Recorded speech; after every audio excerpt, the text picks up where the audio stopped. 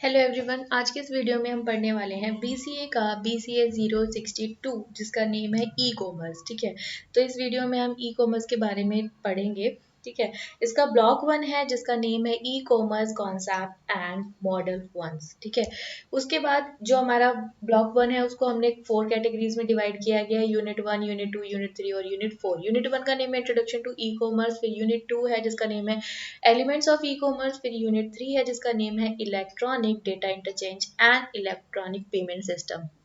Unit 4 है जिसमें है introduction to e commerce models. तो अभी सबसे पहले हम जान लेते हैं यूनिट 1 में हम क्या क्या पढ़ने वाले हैं। इंट्रोडक्शन टू ई कॉमर्स, उसमें देखो हमारे पास क्या है, डेफिनेशन है ई कॉमर्स की और स्कोप क्या है ई कॉमर्स का, फिर एम कॉमर्स है उसका स्कोप क्या है, ई कॉमर्स का ट्रेड साइकिल क्या है, इलेक्ट्रॉनिक मार्केट्स किसे कहते हैं, इंटरनेट कॉमर्स क्या है और कुछ बेनिफिट्स हैं ई कॉमर्स के और कुछ इम्पैक्ट। ठीक है, तो वो अभी इस वीडियो में हम देखने वाले हैं क्या क्या है। फर्स्ट है हमारे पास डेफिनेशन ऑफ ई कॉमर्स। तो ई कॉमर्स क्या होता है, इसे हम नॉर्मली इलेक्ट्रॉनिक कॉमर्स के नाम से भी जानते हैं। ठीक है, a type of business model, एक ऐसे बिजनेस मॉडल का टाइप होता है और segment of a large business model that enable a firm or individuals to conduct business over an electronic network, typically the internet. ठीक है, जैसे कि अगर आप कोई भी बिजनेस करना चाहते हो, ठीक है, लार्ज स्केल पे या फिर किसी भी तरह से, छोटा या बड़ा किसी भी तरह से अगर आप बिजनेस करना चाहते हो, ठीक है, तो वो क्या है, पूरी तरह से किस पे डिपेंड है, इंटरनेट पे डिपेंड है। ठीक है, इंटरनेट की सहायता से आप उस बिजनेस को चला पा रहे हो, तो उसको हम ई कॉमर्स कहते हैं। ठीक है, जिसमें आप अ, किसी गुड्स को सेल भी कर सकते हो, उसको परचेज भी कर सकते हो, अपनी सर्विसेज को बेच सकते हो। ठीक है, तो ये सब इसमें आता है। तो यहाँ पर कुछ मेजर मार्केट सेगमेंट है जैसे कि business to business, business to consumer, consumer to consumer, फिर कंज्यूमर टू बिजनेस। तो इनको हम एक बार डिटेल में आगे की नेक्स्ट वीडियोस में देखेंगे जहाँ पर हमें एकदम अच्छे से समझ में आएगा कि ये क्या होता है। ठीक है, अभी इसके बाद चलते हैं स्कोप ऑफ ई कॉमर्स। तो स्कोप का मतलब क्या होता है, स्कोप का मतलब होता है किसी भी चीज का कार्य क्षेत्र, कि वो कहाँ कहाँ पर है। तो हम यहाँ से देखते हैं स्कोप ऑफ ई कॉमर्स। देखो, अब आप देख सकते हो कि ई कॉमर्स का यूज हम अपनी लाइफ में बहुत जगह देखते हैं। ठीक है, जैसे कि मार्केटिंग के लिए यूज होता है ई कॉमर्स। देखो, आपने देखा भी होगा जब आप किसी भी चीज को सर्च करते हो कि आपको कोई चीज खरीदनी है, ठीक है, तो आप क्या करोगे, उसको जाकर सर्च करोगे किसी भी एक एप्लीकेशन पे या फिर ब्राउजर पे जाके आप सीधा सर्च कर रहे हो कि आपको कोई भी एक पर्टिकुलर ब्रांड या फिर किसी भी चीज़ को आप सर्च कर रहे हो कि आपको जीन्स चाहिए, आपको सूट चाहिए या कुछ भी।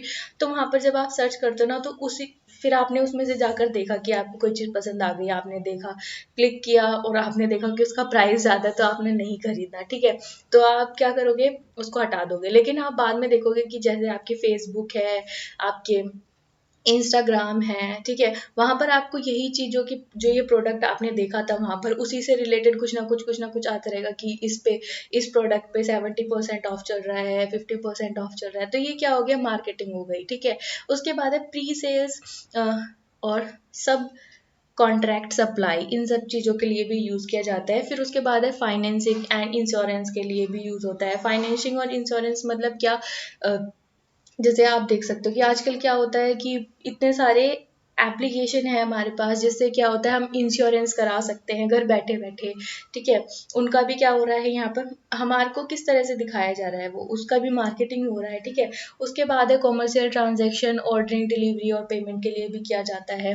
प्रोडक्ट सर्विसेज एंड मेंटेनेंस में भी यूज होता है कि हमारा अगर प्रोडक्ट है उसकी सर्विस, अगर हमें सर्विसेज चाहिए तो हम फ़ोन करके उन्हें बता सकते हैं कि हमारे प्रोडक्ट में ये चीज़ ख़राब हो गई है, इस चीज़ को रिप्लेस कर दो, तो वो हमारे घर पर आते हैं और उसको रिप्लेस करके जाते हैं। ठीक है, उसके बाद है को प्रोडक्टिविटी, प्रोडक्ट डेवलपमेंट। ठीक है, उसके बाद है distribution, distributed cooperative working, use of public and private services, business to administration, transport and logistic, public procurement. उसके बाद है automatic trading, of digital goods like games, learning material, songs and music etcetera. इन सब चीज़ों के लिए भी हम इसका यूज़ कर सकते हैं। यहाँ पर भी है ये, ठीक है। गेम्स में भी आप देखते हो, अगर कोई आपको डिजिटली कोई चीज़ खरीदनी है तो आप वहाँ पर भी देखते हो। लर्निंग मटेरियल भी आपको यहाँ मिल जाता है, सॉन्ग्स एंड म्यूजिक भी आपको यहाँ पर मिल जाती है, बहुत सारी चीज़ें मिल जाती हैं। आपको एंटरटेनमेंट के लिए चाहिए, एजुकेशन से रिलेटेड चाहिए तो आप यहाँ पर देख सकते हो। अकाउंटिंग एंड फाइनेंशियल मैनेजमेंट से रिलेटेड हेल्प चाहिए तो वो भी आपको मिल जाती है। लीगल एडवाइस चाहिए तो वो भी आपको मिल जाती है ई कॉमर्स की हेल्प से। तो मतलब बहुत बड़ा स्कोप है ई कॉमर्स का। इसके बाद हम आगे चलते हैं डेफिनेशन ऑफ एम कॉमर्स। तो एम कॉमर्स क्या होता है और ई कॉमर्स क्या होता है। ई कॉमर्स अभी हम पढ़ चुके थे, इलेक्ट्रॉनिक कॉमर्स, जो हम किसी भी इंटरनेट की हेल्प से, ठीक है, कोई भी बिजनेस अगर हम कर रहे हैं, मतलब परचेज कर रहे हैं या सेल कर रहे हैं, तो वहां पर हम ई कॉमर्स का यूज करते हैं, ठीक है। लेकिन जब हम एम कॉमर्स की बात करते हैं तो इसको हम मोबाइल कॉमर्स भी बोलते हैं, ठीक है। M commerce include any mandatory transaction complete using a mobile device, ठीक है, जिससे आप क्या कर रहे हो, किसी एक मोबाइल डिवाइस से यूज करके आप अपने गुड्स को परचेज कर रहे हो, सेल कर रहे हो, ठीक है, या अपनी पेमेंट कर रहे हो, अपनी सर्विसेज आप ले रहे हो, ठीक है, मोबाइल फोन्स या फिर टैबलेट्स की हेल्प से। तो ये होता है हमारा एम कॉमर्स। उसके बाद कुछ एम कॉमर्स का भी स्कोप है, जैसे कि आपने आजकल देखा है मोबाइल बैंकिंग में बहुत ज़्यादा यूज हो रहा है ना। मोबाइल इंटरटेनमेंट में बहुत ज़्यादा यूज हो रहा है। मोबाइल इंटरटेनमेंट तो आप फोन में भी देखते हो, वीडियोस, गेम्स वगैरह, ये इन सब चीज़ों में, ठीक है। मोबाइल इंफॉर्मेशन सर्विसेज के लिए भी यूज हो रहा है, जहाँ पे आप पढ़ सकते हो, ठीक है। उसके बाद है मोबाइल मार्केटिंग के लिए भी यूज हो रहा है, शॉपिंग के लिए भी, और टिकट भी घर से बुक करा सकते हो।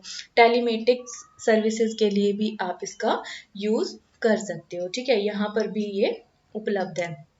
उसके बाद है ई कॉमर्स का ट्रेड साइकिल। यहाँ पर क्या है, जब सबसे पहले हम क्या करते हैं, अपनी किसी भी जो भी हमें चाहिए, अपनी क्लोथ चाहिए या फिर अपनी कोई सर्विसेज चाहिए, तो हम क्या करते हैं, उस चीज़ को पर्टिकुलरली सर्च करते हैं जाकर, है ना। सर्च करने के बाद हम क्या करेंगे, जैसे अगर हमें किसी भी एक पर्टिकुलर ब्रांड से रिलेटेड शूज चाहिए या फिर कोई भी एक ड्रेस चाहिए, तो हम यहाँ पर जाकर सर्च करेंगे, ठीक है। उसके बाद सर्च करने के बाद हम उसकी क्वालिटी देखेंगे, उसकी प्राइस देखेंगे, उसके टर्म्स देखेंगे। उसके बाद कुछ रिव्यूज़ भी पढ़ते हैं, ठीक है, कि अगर हमें अच्छा लगेगा तभी हम उसको परचेज करेंगे। फिर उसके बाद में प्री सेलिंग करते हैं, ठीक है, नेगोशिएशन। उसके मतलब सेलिंग से पहले हम ये सारी चीज़ें देखते हैं कि उसकी क्वालिटी कैसी है, उसका प्राइस कैसा है, क्या इसकी टर्म एंड कंडीशंस हैं, ये सब कुछ देखते हैं। उसके बाद में हम क्या करते हैं, उसको ऑर्डर करते हैं, ठीक है। ऑर्डर करने के बाद में हम देखते हैं कि हमें अगर ऑर्डर कर दिया उसके बाद सीधे ही पेमेंट करनी है तो हम पेमेंट कर देते हैं, ठीक है। और कई बार क्या होता है कि कैश ऑन डिलीवरी होता है, तो वो डिलीवरी करता है, उस टाइम पे पेमेंट हो जाती है। फिर उसके बाद में वो हमें अपना उसका क्या देकर जाता है, एक वो देकर जाता है जिसमें क्या होता है, सारी डिटेल लिखी होती है, हमने ये चीज़ कब खरीदी और सारी इन्फॉर्मेशन होती है ना। उसके बाद में बिल, जिसको हम बिल भी कहते हैं, इनवॉइसिंग। फिर उसके बाद में हमारे पास हो गया कि अगर वारंटी वगैरह है, वारंटी में अगर कोई चीज़ है, अगर कोई ख़राब हो जाती है तो हम सर्विसेज के लिए उसको अप्लाई कर सकते हैं, बोल सकते हैं कि हमारी प्रोडक्ट में ये प्रॉब्लम आ रही है, ठीक है, तो हम उनको फ़ोन करके बता सकते हैं, तो वो अपना कोई पर्सन भेजते हैं जिसके थ्रू हम उसको ठीक करा सकते हैं। तो ये कुछ था हमारा ई कॉमर्स का ट्रेड साइकिल। इसके बाद हम आगे चलते हैं इलेक्ट्रॉनिक मार्केट प्लेस। अब इलेक्ट्रॉनिक मार्केट प्लेस क्या होता है, an electronic market place is an e commerce site that connect sellers with buyer, मतलब बायर्स के साथ में किसको कनेक्ट करता है, सेलर्स को कनेक्ट करता है। It's often known as the electronic market place, जिसको हम इलेक्ट्रॉनिक मार्केट प्लेस कहते हैं। And all transaction are manage by website owner. सारी जो ट्रांजेक्शन है वो किसके द्वारा, मतलब जो है ट्रांजेक्शन जो भी हो रही है वो किसके द्वारा मैनेज की जाती है, जो उस वेबसाइट का ऑनर है उसके थ्रू वो सारी जो डिटेल वगैरह है वो सब कुछ क्या की जाती है, मैनेज की जाती है, ठीक है। Companies use online market places to search to consumer who want to purchase their product and services, ठीक है। जैसे कि अगर आपको कोई चीज़ खरीदनी है, जैसे अगर आप सर्च कर रहे हो, मान लो किसी कोर्स के लिए भी सर्च कर रहे हो ना, तो आप जब उस कोर्स को जाकर वहाँ पर लिखोगे ना ब्राउजर में, तो उससे रिलेटेड आपको बहुत सारे कोर्सेज मिल जाएंगे, ठीक है। कुछ आपकी एप्लीकेशंस मिल जाएंगी जिसपे वो कोर्स जो है प्रोवाइड किया जा रहा है, और कई आपको वीडियोस मिल जाएंगी, बहुत सारी चीज़ें मिल जाएंगी जिसके थ्रू आप क्या कर सकते हो, उन चीज़ों को देख सकते हो, ठीक है। और कई वो होते हैं कि पेड होते हैं, ठीक है। और एक अच्छा खासा उदाहरण इसका ये भी है कि जब आप कोई चीज़ सर्च करते हो, जैसे आपको कोई कपड़े ही खरीदने हैं मान लो, ठीक है, तो आप ना ब्राउज़र पे जाके सर्च करोगे। जब आप ब्राउज़र पे जाके सर्च करोगे तो उस ब्राउज़र को पता चल गया ना कि आपको ये चीज़ खरीदनी है, ठीक है, तभी तो आप इसको सर्च कर रहे हो ना।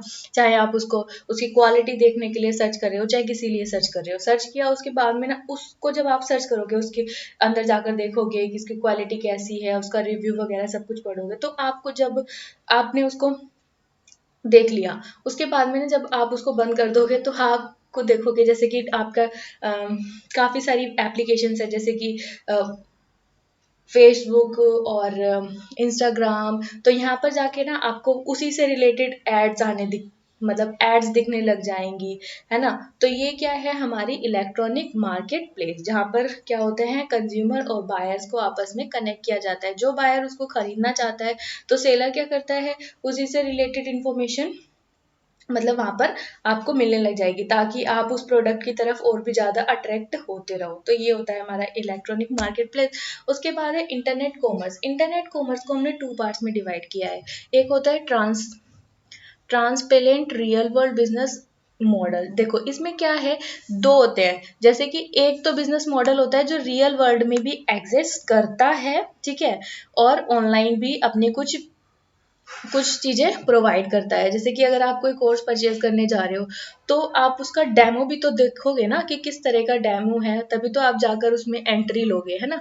तो इसी तरह से वो क्या करते हैं, फ्री ट्रायल मॉडल्स मतलब फ्री ट्रायल प्रोवाइड कर देते हैं कि ये आपकी डेमो क्लासेस है, अगर आपको अच्छी लगती है तो आप हमारे मतलब जो हमारा ऑफलाइन जो इस इंस्टीट्यूट है वहाँ पर जाकर आप अप्लाई कर सकते हो।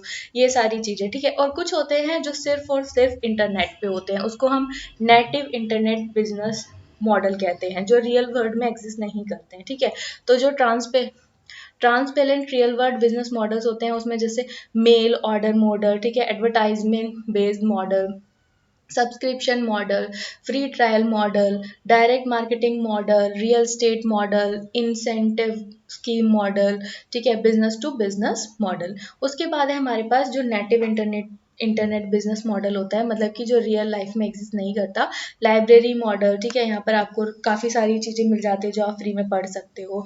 फिर है उसके बाद freeware model, information pattern model, digital product model, digital delivery model, access providing model, hosting, website hosting and other internet services.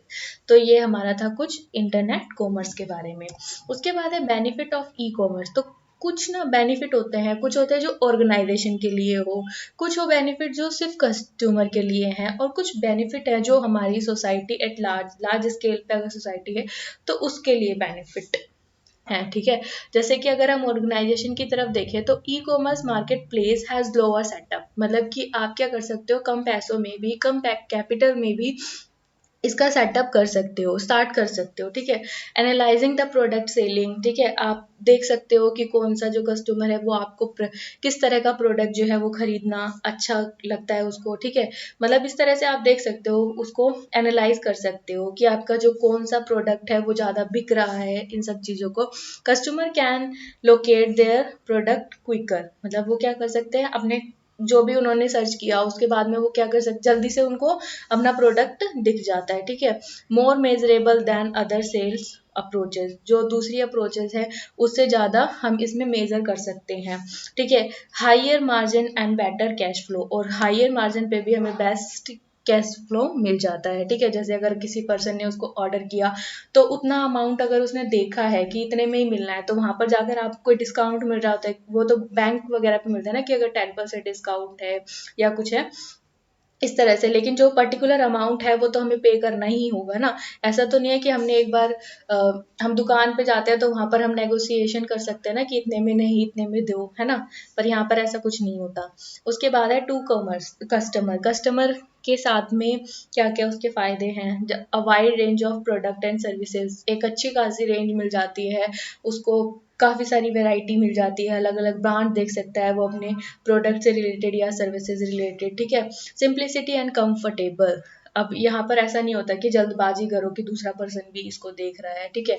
उसके बाद में e commerce save money. E commerce क्या कर सकता है, सेव मनी कर सकता है, क्योंकि जो चीज़ हमें लगता है कि हमारे हम इसको परचेज कर सकते हैं, वही चीज़ तो करेंगे। ऐसे तो नहीं है कि हम इतनी बड़ी अमाउंट का कोई चीज़ परचेज करने के लिए बैठ गए और हमारे पास पैसा नहीं है, ठीक है, तो हम उस पर लोन ले और ये सब करें, ठीक है, इतना नहीं जाएंगे, ठीक है। ई कॉमर्स क्या करता है, सेव करता है मनी, क्योंकि हम यहाँ पर जाके अगर हम कहीं दुकान पर भी जाएंगे परचेज करने के लिए कुछ, तो हमें वहाँ से क्या करना पड़ेगा, ट्रैवल करके जाना पड़ेगा, ठीक है, उसमें भी तो हमारा पैसा लगेगा ना, तो वो यहाँ पर क्या हो जाता है, हम बचा लेते हैं। ई कॉमर्स सेव टाइम भी सेव करता है, क्योंकि जब हमें इधर उधर जाना नहीं पड़ता और उस प्रोडक्ट को जाकर इतना ज़्यादा टाइम वेस्ट नहीं करना पड़ता कहीं जाकर कि हमें ये देखना है या ये देखना है, ठीक है। हम ऑफिस जाते समय या आते समय हम जो टाइम अपना ऑफिस जाने या आने में देते हैं, उस टाइम पे हमें जो चीज़ चाहिए वो हम उसको देख सकते हैं, ठीक है। उसके बाद है इट प्रोवाइड्स कंप्लीट इन्फॉर्मेशन। अब आप इसके रिव्यू में जाकर देख सकते हो, ठीक है, और इसकी जो टर्म्स होती हैं वहाँ पर जाकर आप देख सकते हो, इसके फीचर्स क्या हैं, क्या क्या चीज़ें इसमें हैं, ये सब कुछ आप देख सकते हो कि अगर आपको अच्छी लगे तो आप उसको परचेज करो, नहीं अच्छी लगे तो मत करो, ठीक है। उसके बाद है to society at large, provide करता है जॉब अपॉर्चुनिटी, ठीक है, क्योंकि यहाँ पर क्या है, अब डिलीवर करने के लिए कोई पर्सन आएगा तो वहाँ पर उसको क्या जॉब मिलेगी ना वहाँ पर उस डिलीवरी बॉय को, और जो पर्सन है जो इन सब चीज़ों को हैंडल कर रहा है, मतलब कि जो हमारी वेबसाइट वगैरह को हैंडल कर रहा है, तो वहाँ पर भी तो क्या हो गई, जॉब अपॉर्चुनिटी बढ़ गई। फिर उसके बाद है प्रोवाइड्स इंटरटेनमेंट, ये इंटरटेनमेंट भी प्रोवाइड करता है, लेस पोल्यूशन होता है इसकी वजह से, क्योंकि कोई इधर उधर नहीं जा रहा है, ठीक है। ऑनलाइन एजुकेशन भी, अब तो डिग्री वगैरह भी हमें ऑनलाइन भी इसकी वजह से मिल जाती हैं। हेल्थ केयर के लिए भी ईजी है, क्योंकि जो हमें कुछ हेल्थ से रिलेटेड जो हमारे मेडिक डॉक्टर्स वगैरह हैं, तो वो कुछ अपनी मतलब यहाँ पर आके बता सकते हैं कि ये चीज़ हमें करनी चाहिए और ये नहीं करनी चाहिए, ठीक है। इस तरह की सर्विसेज भी हम इससे ले सकते हैं। अवेलेबिलिटी ऑफ गुड्स जो है वो बढ़ जाती है ना। तो ये कुछ बेनिफिट्स थे हमारे ई कॉमर्स के, और आप बहुत सारे बेनिफिट्स इसके जानते भी हो। उसके बाद है हमारे पास कुछ इम्पैक्ट, कि कहाँ कहाँ पर इसका इम्पैक्ट होता है। मार्केटिंग में इसका इम्पैक्ट होता है, कंप्यूटर साइंस में इसका इम्पैक्ट होता है, क्योंकि यहाँ पर क्या होता है कि जॉब अपॉर्चुनिटी बढ़ जाती है। जो जो लोग वेब डिज़ाइनिंग या वेब डेवलपमेंट कर रहे हैं, तो यहाँ जाकर वो क्या कर सकते हैं, एक एप्लीकेशन या फिर वेबसाइट काफ़ी अच्छी बना सकते हैं, ठीक है। तो यहाँ पर उनको जो कंप्यूटर साइंस है वो ग्रो कर रही है, ठीक है। फाइनेंस एंड अकाउंटिंग में भी हेल्प मिल जाती है, इस पर भी इम्पैक्ट डाल रहा है, हमारी इकोनॉमी के लिए भी अच्छा है। और प्रोडक्ट एंड ऑपरेशन मैनेजमेंट हो जाता है, ये 2 बार लिख दिया। मैन्युफैक्चरिंग के लिए भी, ठीक है, manufacturing product and operation management, manufacturing इसके थ्रू भी हम कर सकते हैं। उसके बाद है management information system, human resource management और बिजनेस लॉ एंड एथिक्स पर भी ये इम्पैक्ट डालता है। तो ये कुछ इसके इम्पैक्ट थे। आई होप कि आपको वीडियो अच्छा लगा होगा। वीडियो अच्छा लगे तो वीडियो को लाइक करें, शेयर करें, कमेंट करें। अगर आपको कोई सजेशन या फिर आपकी कोई भी क्वेरी है तो सब्सक्राइब करें चैनल को, ताकि और भी ऐसे ही इन्फॉर्मेटिव वीडियोस आपको मिल सके। Thank you for watching.